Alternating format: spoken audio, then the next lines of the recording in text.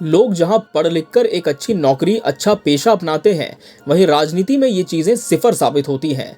राजनेता बनने के लिए ना कोई डिग्री चाहिए होती है और ना ही कोई खास शैक्षणिक योग्यता, बस जनमत काफी होता है।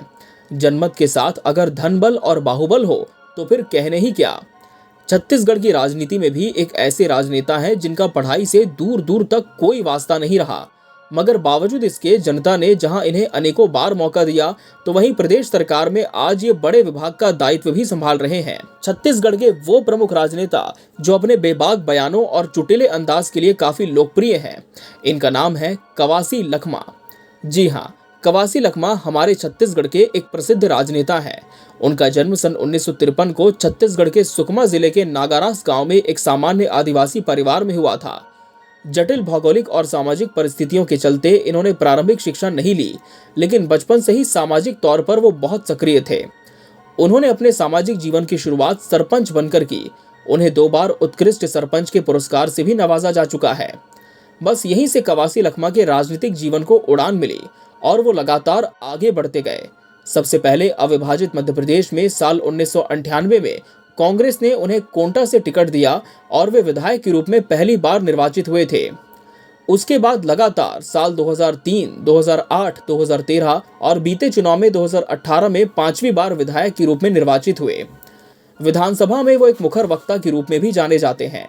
वो साल 2000 में छत्तीसगढ़ विधानसभा की याचिका समिति, प्रत्यायुक्त विधान समिति में सदस्य बनाए गए थे। साथ ही राज्य नागरिक आपूर्ति निगम में संचालक का दायित्व भी था। कवासी लखमा साल 2002 में जिला सहकारी और ग्रामीण विकास बैंक जगदलपुर में अध्यक्ष नियुक्त किए गए। साल 2004 में छत्तीसगढ़ विधानसभा के सहकारी उपक्रम संबंधी समिति, याचिका समिति के सदस्य और साल 2009 में गैर सरकारी सदस्यों की विधेयकों और संकल्प समिति के सदस्य बने। कवासी लखमा आदिवासियों के कल्याण, उत्थान और सामाजिक और सांस्कृतिक क्षेत्र में निरंतर सक्रिय रहे हैं। विधानसभा क्षेत्र से कांग्रेस के विधायक कवासी लखमा निरक्षर हैं।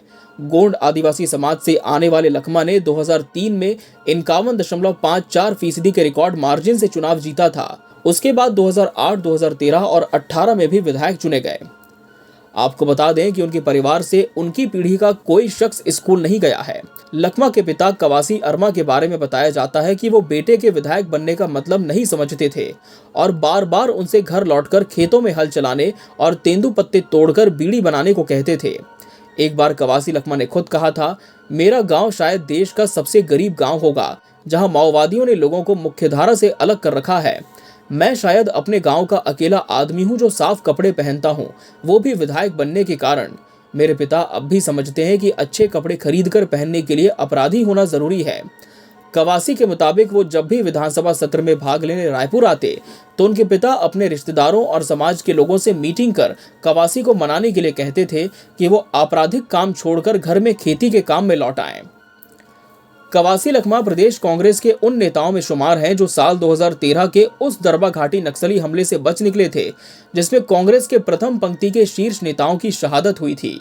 इसी वजह से उन पर हमले की साजिश में शामिल होने के आरोप भी लगते रहे, लेकिन आज तक कोई सबूत उनके खिलाफ नहीं मिला और लोकल होने के कारण वो वहां की भाषा जानते हैं और नक्सलियों से बात करने में भी सक्षम हैं।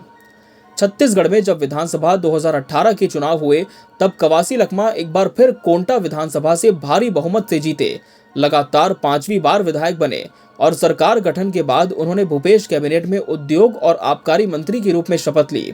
शपथ ग्रहण के बाद जब पत्रकारों ने उनसे पूछा कि आप तो ज्यादा पढ़े लिखे नहीं हैं, तो ऐसे में आबकारी विभाग के जरूरी दस्तावेज कैसे आगे बढ़ा पाएंगे, इस पर कवासी लखमा ने कहा था कि भले ही मैं पढ़ा लिखा नहीं तो क्या हुआ, लेकिन योग्य तो हूँ।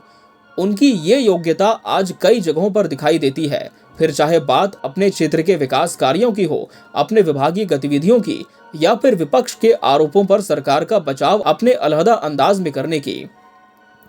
कवासी लखमा अपने बयानों से प्रदेश बीजेपी के बड़े नेताओं को भी आड़े हाथों लेने से गुरेज नहीं करते। पूर्व सीएम डॉक्टर रमन सिंह तो गाहे बगाहे उनके टारगेट पर रहते ही हैं। वैसे कवासी लखमा की छवि और उनके अंदाज के बारे में आपका क्या कहना है? अपनी राय हमें कमेंट बॉक्स में जरूर दीजिए।